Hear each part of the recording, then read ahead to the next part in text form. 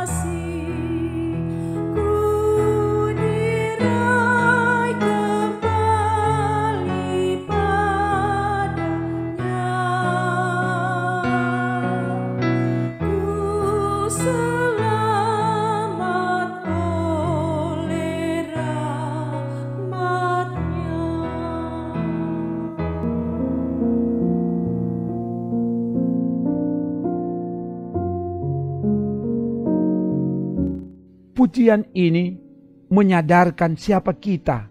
Kita tidak layak di hadapan Tuhan, tapi oleh kasih-Nya yang lembut, Ia mencari dan menyelamatkan kita. Firman akan menuntun kita. Sebelum itu, mari berdoa. Ya Bapa, kami butuh firman-Mu, sebab hidup tanpa firman itu hidup yang hampa. Dan karena itulah kami akan baca renungkan firman. Roh Tuhan singkapkan kebenaran firman melalui hamba-Mu, dan semua yang mengikuti diberkati dan jadi berkat. Dalam nama Tuhan Yesus. Haleluya. Amin. Firman Tuhan disampaikan dari Injil Markus pasal 5 ayat 30 sampai 34. Begini dikatakan. Pada ketika itu juga Yesus mengetahui bahwa ada tenaga yang keluar dari dirinya, lalu Ia berpaling di tengah orang banyak dan bertanya, "Siapa yang menjamah jubahku?" Murid-muridnya menjawab, "Engkau melihat bagaimana orang-orang ini berdesak-desakan dekatmu, dan engkau bertanya, siapa yang menjamah aku?" Lalu Ia memandang sekelilingnya untuk melihat siapa yang telah melakukan hal itu. Perempuan itu yang menjadi takut dan gemetar ketika mengetahui apa yang telah terjadi atas dirinya, tampil dan tersungkur di depan Yesus dan dengan tulus memberitahukan segala sesuatu kepadanya.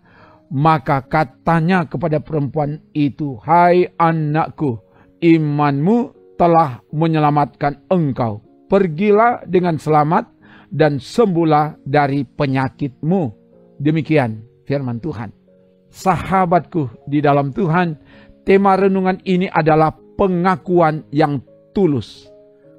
Seorang perempuan yang sudah 12 tahun menderita sakit pendarahan. Segala upaya pengobatan telah dilakukan oleh berbagai tabib. Semua yang ada padanya telah habis. Sakitnya bukan membaik, bukan sembuh, malah makin memburuk. Dengan penuh keyakinan, dia menjamah jubah Yesus. Seketika itu juga penyakitnya sembuh melalui kuasa yang mengalir dari Yesus. Dan karena itu Yesus bertanya, "Siapa yang menjamah jubahnya?" Ayat 30. Pertanyaan ini bukan berarti Yesus tidak mengetahui siapa yang menjamah jubahnya. Yesus sangat tahu karena Ia Maha Tahu. Tapi Yesus menuntut pengakuan yang tulus dan jujur. Para murid tidak mengetahui siapa yang melakukan. Ayat 31. Artinya tidak ada orang yang melihat, tidak ada saksi mata. Bisa saja perempuan itu tidak mengaku, tetapi hal itu tidak dilakukannya. walau dengan takut dan gemetar. Di tengah kerumunan orang banyak, ia maju, tersungkur di depan Yesus, dan mengaku dengan tulus bahwa dialah yang menjamah jubah Yesus. Ayat 32 dan 33. Ini sikap hati yang tulus, jujur, hati hamba yang merendah di hadapan Yesus. Sikap hati yang demikian mendapatkan belas kasihan dari Yesus. Allah mengasihi orang yang rendah hati. Amsal 3 ayat 34b, Yakobus 4 ayat 6b. Dan karena itu Yesus mengapresiasi perbuatan iman perempuan itu. Hai anakku, imanmu telah menyelamatkan engkau.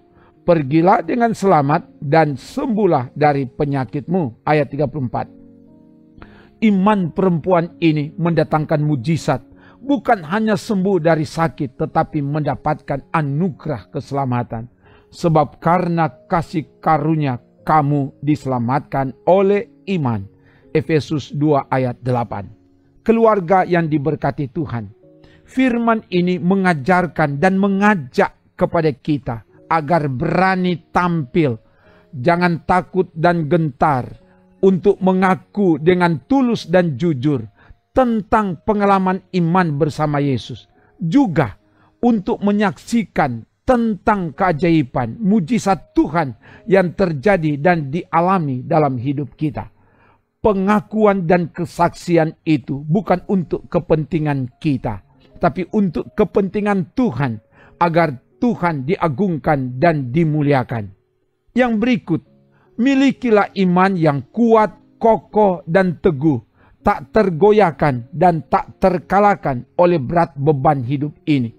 Seperti iman yang dimiliki oleh seorang perempuan selama 12 tahun sakit pendarahan. Dia tetap bertahan, malah imannya bertumbuh di tengah penderitaan. Iman yang memberi kemenangan dan yang menyelamatkan. Karena itu, mari datang dan berserah kepada Tuhan. Oleh kasih-Nya, Ia mencari dan menyelamatkan kita. Itulah pujian yang dinyanyikan tadi. Terpujilah nama Tuhan. Haleluya. Amin. Mari berdoa. Terima kasih Bapa. Firman-Mu telah diberitakan.